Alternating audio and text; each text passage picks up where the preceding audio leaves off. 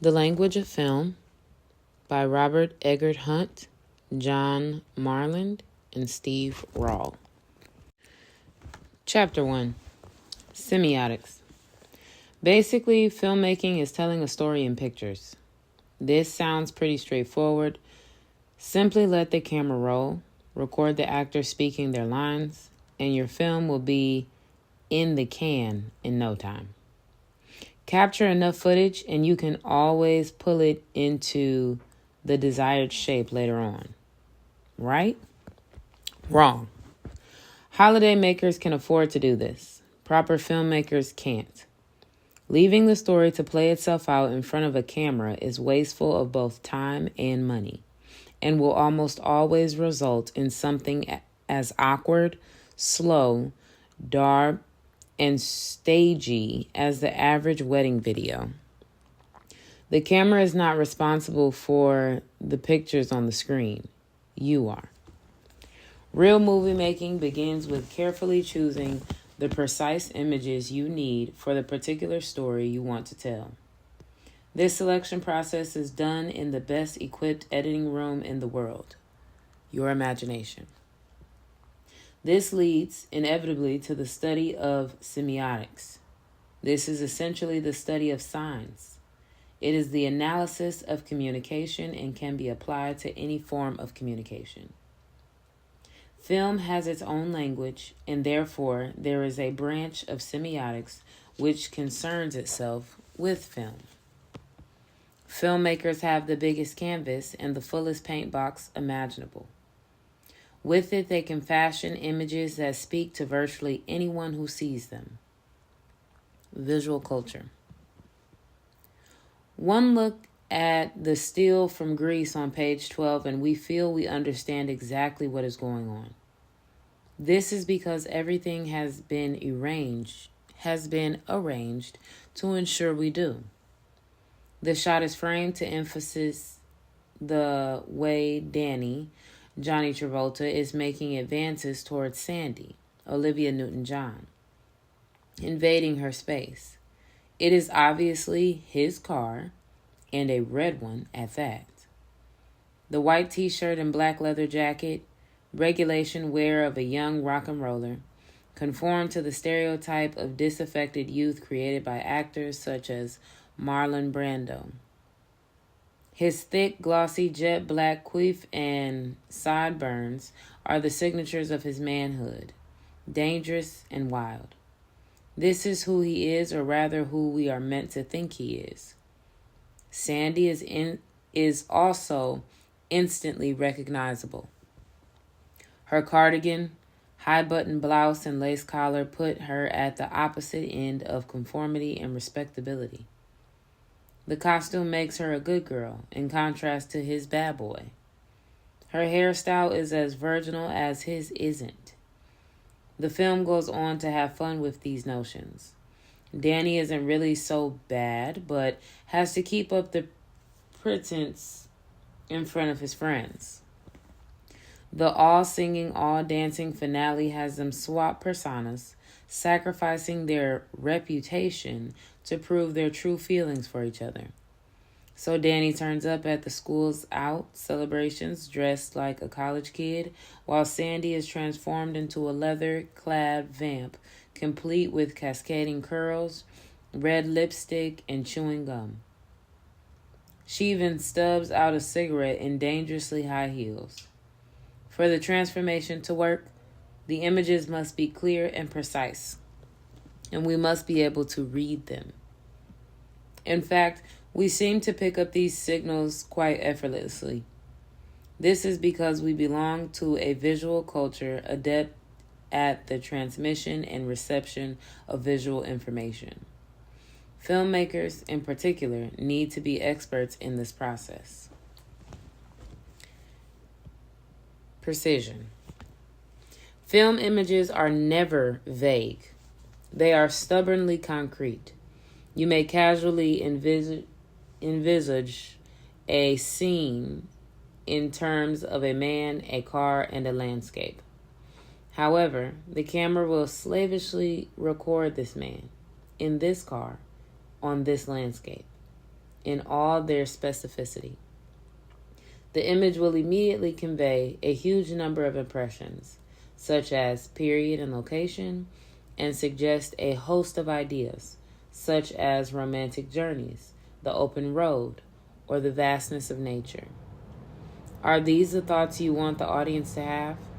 If you show Danny in his car, the audience will think of 1950s America, free spirit, and trouble ahead. Successful filmmaking depends on having a firm command of your material, exercising maximum control over what the viewers see and hear. It is often the little things that count the most.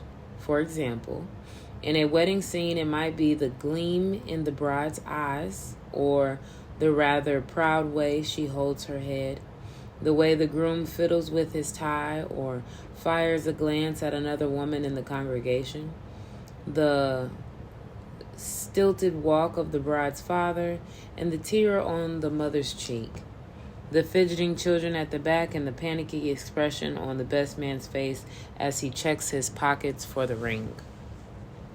All these are wedding scene cliches, but if they are chosen and arranged with sufficient care, then the tension from the audience in the cinema is as great as it would be for the guest in the church. The excitement and trepidation pours from the screen into the auditorium. With all the above in place, you can be sure your audience will jump when the bride calmly lifts her veil, slowly withdraws a knife from beneath her bouquet, and stabs the bridegroom straight through the heart. Now there's a wedding scene. And what of the final image? The flower in his buttonhole, slowly turning from white to red? Not subtle, not indelible, and worth 1,000 words. We can all think of film images that have stamped themselves indelibly in our memory. Once seen, never forgotten. As a filmmaker, your minimum aim should be to create something that is memorable and rewards repeated viewing. But before your film will stick in anyone else's mind, it has to first live in your own. A vivid imagination. Alfred Hitchcock seems to have found directing rather tedious. As far as he was concerned, all the essential creative work had been done well before he stepped on set. The film was already made in his head. This reveals Hitchcock as the quintessential auteur. And central to this is his ability to vividly imagine his films, to construct them in his mind's eye, detail by detail and frame by frame. This is not only an indication of his having good inner camera.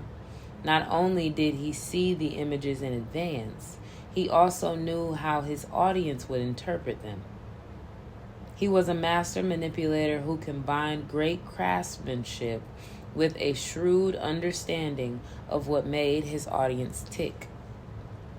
Look, for example, at Psycho, 1960, and the cunning way Hitchcock gets us to collude with Norman Bates, even as he is covering up the evidence of a murder. When he is attempting to hide the car carrying the innocent woman's body, and it gets stuck only half submerged in the waters of the lake, almost everyone in the audience thinks, "Oh no." A movie is a highly complex act of communication, and no act of communication is effective unless it takes into account how the recipient will receive it. If a film is to have the desired effect, the filmmaker needs to know exactly how the screen communicates. They need to know how the images produced will be understood by the audience and work upon their imaginations moment by moment. This is where semiotics is useful. Units of meaning. When we talk about movies, we typically refer to characters, action, and dialogue. In fact, each of these elements is made up of much smaller units. Characters, for instance, are built from tiny fragments of information.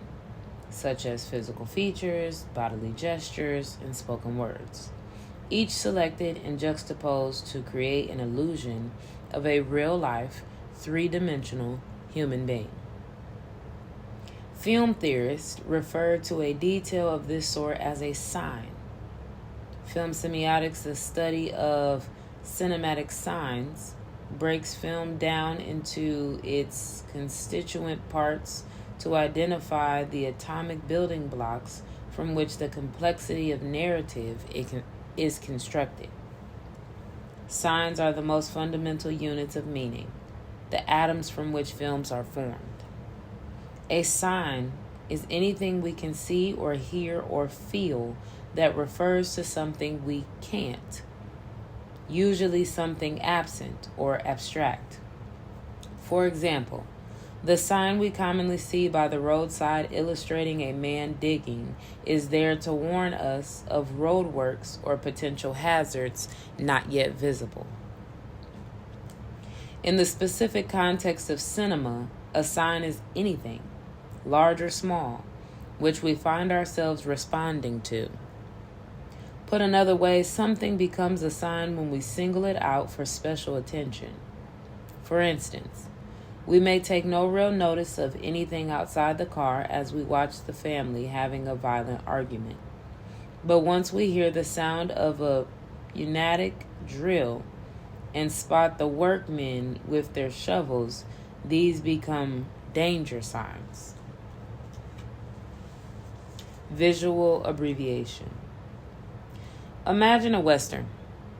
The ringing of a church bell is an ominous sign.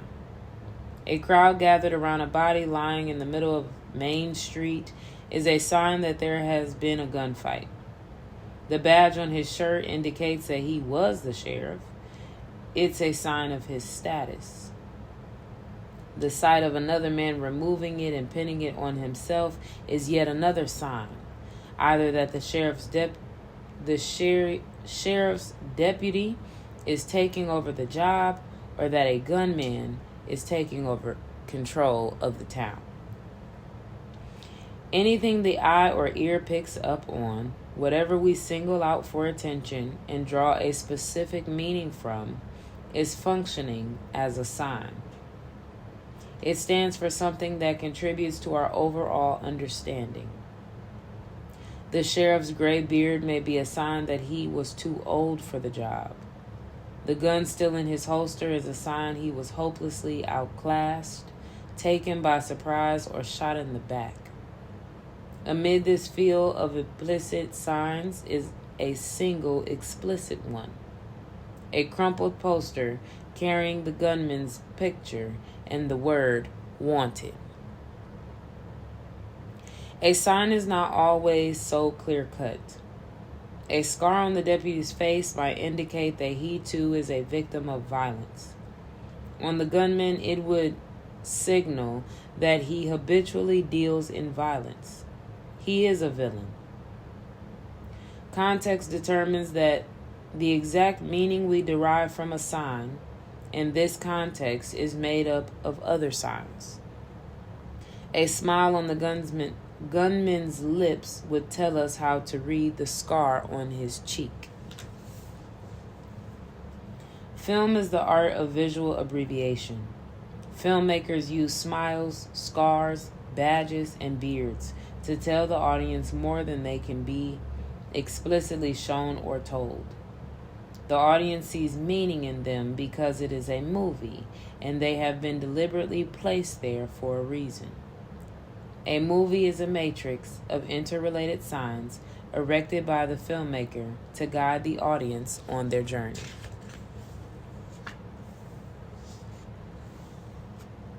A compound of signs. The still from the Pillow Book on pages 20 and 21 is an unusually intricate image. In a sense, the reclining figure is itself a compound of signs from which we gather an impression of luxuriant sexuality and cultural sophistication. Although we probably don't notice it directly, we are also affected by the dark, rich earth tones in the background, adding to the sense of warmth, seclusion, and erotic intimacy. These, too, are signs that inform our reading.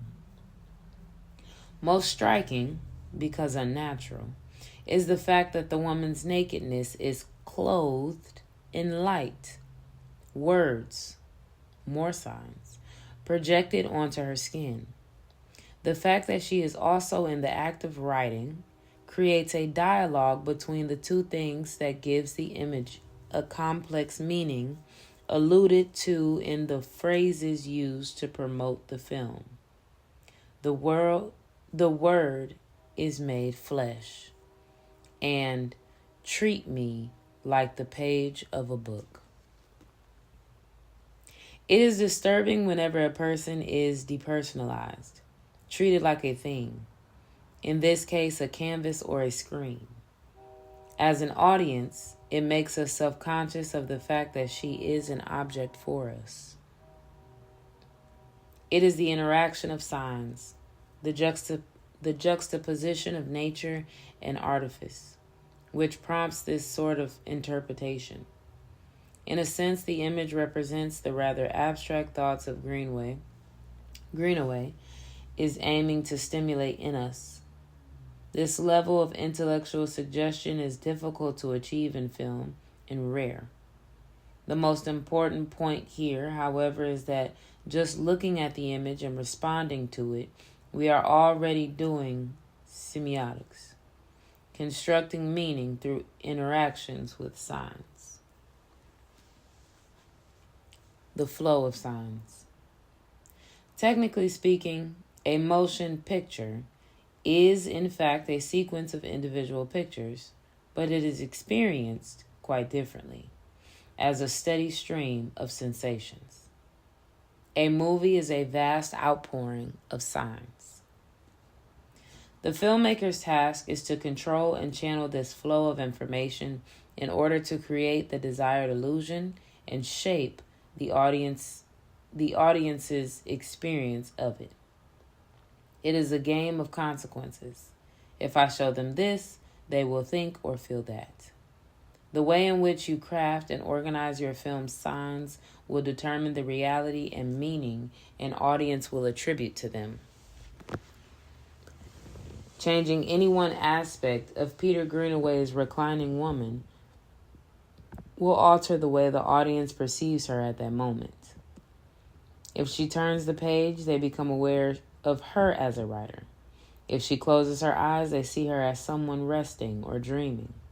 If the light moves over her skin, they see her as a strange canvas, an aesthetic object. These implications are already there, of course, but re-emphasized by slight changes in the play of signs around her. And changing one thing can change everything. Just imagine what an accompanying soundtrack of sleazy music would do to the scene. An audience may not be able to dwell on every single frame of film, but it is extraordinary just how much and how quickly they can process what you give them. Having said this, cinematic images are extraordinarily fleeting. A crucial plot point may occur in a split second. If you overload your audience with too much information or it comes too quickly, they may single out and concentrate on the wrong thing, miss a crucial element of characterization, or miss a necessary stage in the narrative. Successful filmmaking involves keeping the audience on track and pointing them in the right direction throughout, steering their perception and focusing their attention without seeming to do so. There are some crucial conceptual distinctions that underpin semiotics in its attempt to describe how information is transmitted and received at the most basic level, how meaning is made possible by the play of signs between filmmaker and audience. The two sides of the sign. The first basic insight of semiotics is that a sign has two parts, the physical and the psychological. The physical part is the sign as object, the tangible thing we see or hear, such as a metal road sign, the tear in the heroine's eye, or the words, "Go for your gun." This is called the signifier, the external stimulus. The psychological part is the sign as concept, the reaction to the object, the mental picture or idea it provokes in the mind. This is called the signified, the internal response to the signifier. The signifier is what we perceive of the sign, while the signified is the actual meaning of the sign has for us. This distinction between the thing used to communicate, tears, and the thing communicated, sadness, has important implications for filmmakers who are trying to effect a precise response in their audience. It is crucial to find the perfect stimulus for the state you want to create in the viewer. The difficulty lies in the fact that the sign has one signifier, but many potential signifieds. The signifier is out there, fixed and publicly shared, whereas the signified is a unique response determined by a range of personal factors. We all interpret things differently according to experience or mood. What is more, tears can be a sign of many things: sorrow, fear, frustration, relief, gratitude, happiness, or a mixture of these. It follows that the relation between signifier and signified is arbitrary. There is no natural bond between the sign as perceived and the sign as understood. If one character hands another a single red rose, the meaning is clear. Yet there is no inherent connection between a garden shrub and romantic love. The link is entirely due to convention, creating an efficient shorthand for quite complex notions that would otherwise require an awful lot of words. In fact, by bypassing language, the image creates an emotional attachment to the screen.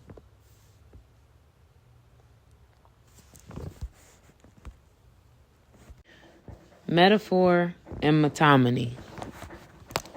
Metaphor and metonymy are different ways of transmitting meaning. Metaphoric meaning establishes a relationship between two things based on a resemblance, sharing a common property which encourages a comparison.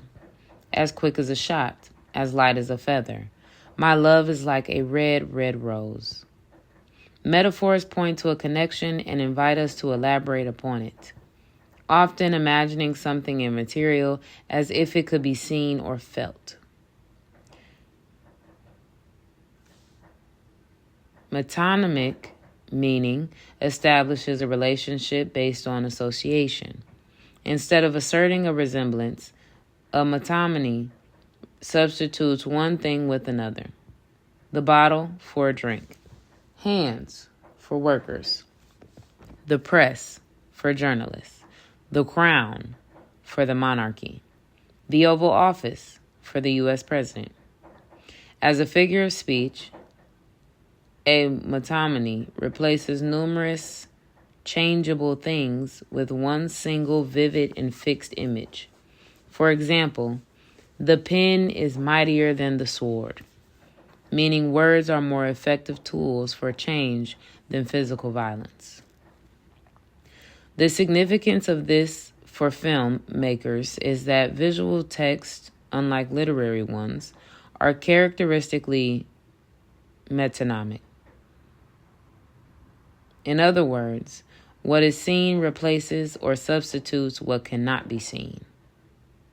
Films have difficulty conveying the experience of power, wealth, or love, but they are good at conveying the trappings and rituals that surround them.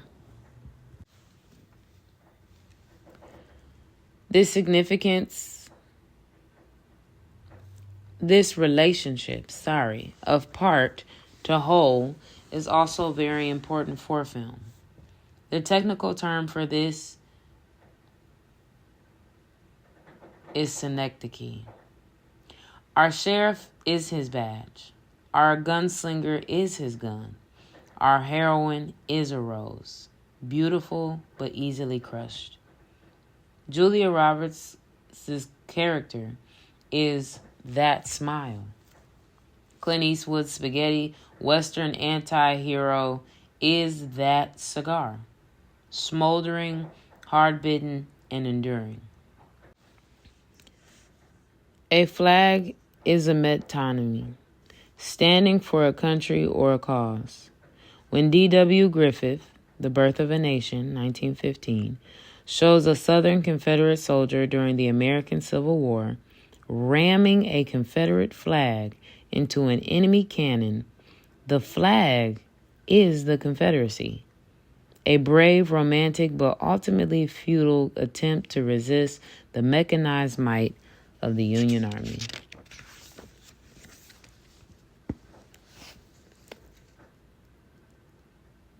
Denotation and connotation.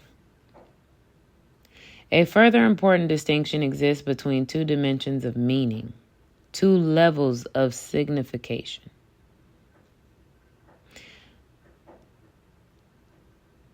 Denotation, the primary direct, given meaning the sign has. Ergo, a military uniform and insignia will denote a particular class or rank. Private, sergeant, captain, general, and so on. Connotation is a secondary indirect meaning derived from what the sign suggests. For example, military uniforms may connote valor, manliness, oppression, conformity, and so on, as the result of collective cultural attitudes or unique personal associations. Both levels of meaning clearly operate in the still from The Birth of a Nation. Everyone will recognize a hectic battlefield scene, and many will recognize the uniform of an officer in the Southern Confederate Army during the American Civil War. This is the factually based denotative meaning. However, the connotations it has, the ideas it evokes, will vary enormously according to the viewer's attitude to war in general and that war in particular. This leads to another central insight of film semiotics. Meaning does not reside in the film like some buried treasure awaiting discovery. Meaning is the result of the interaction between the film and the audience. It is the fluctuating process only partially at the filmmaker's command. Nevertheless, it is his or her task to exert maximum possible control, to anticipate the range of likely connotations and nudge the audience in the desired direction.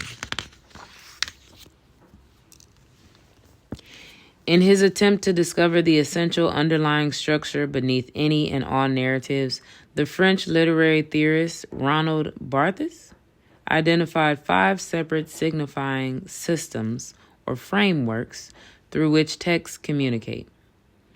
As we'll explore further in Chapter 2, his analysis is just as relevant and revealing about film and can help clarify some of the issues of communication that are central to successful filmmaking. 5 systems of meaning. These systems are referred to as codes. However, this term can be rather misleading and confusing. Barthes does not mean that filmmakers and others are deliberately adopting a code, which then needs to be cracked by some special act of intelligence. What he is saying is that narrative artists generate meanings by employing pre-existing structures.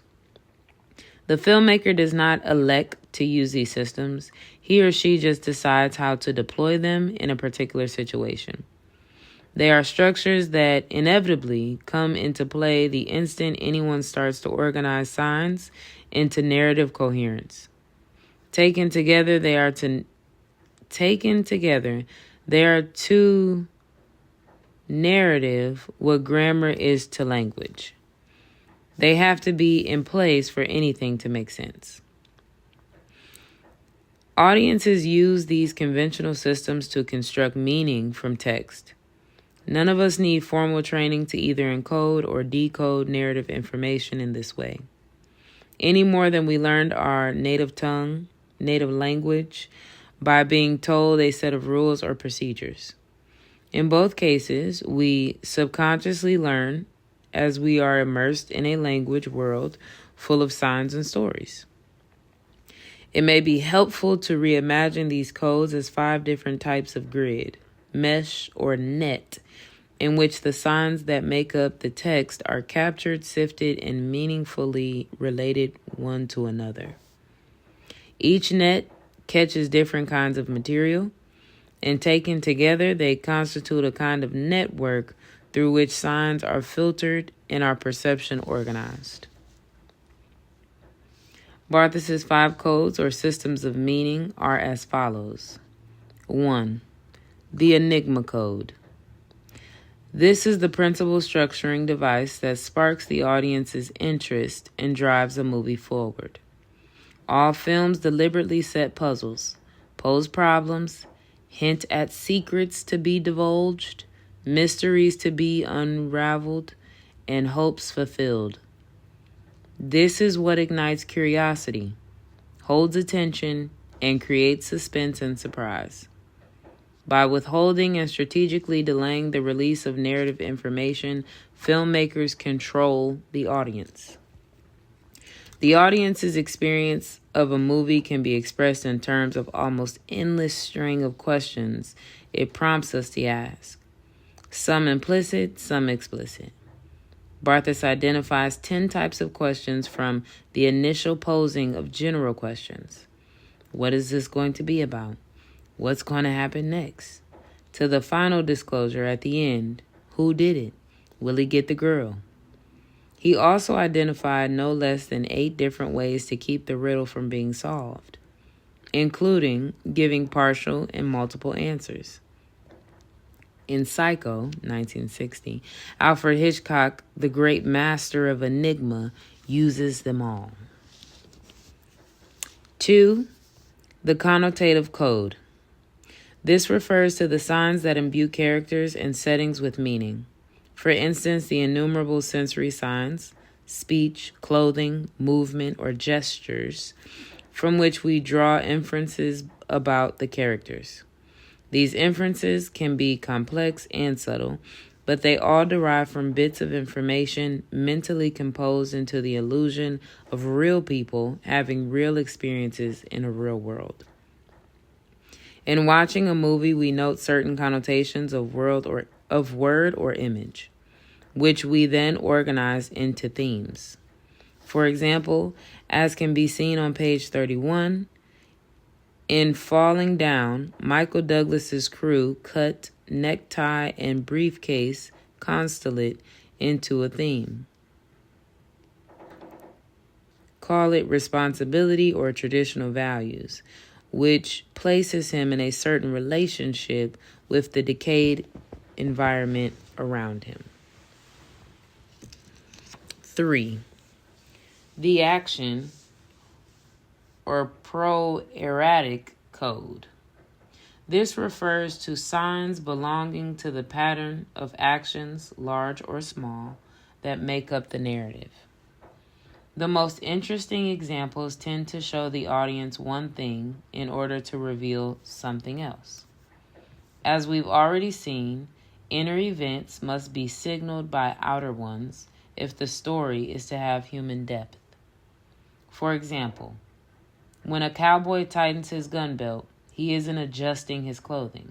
He is making a life or death decision.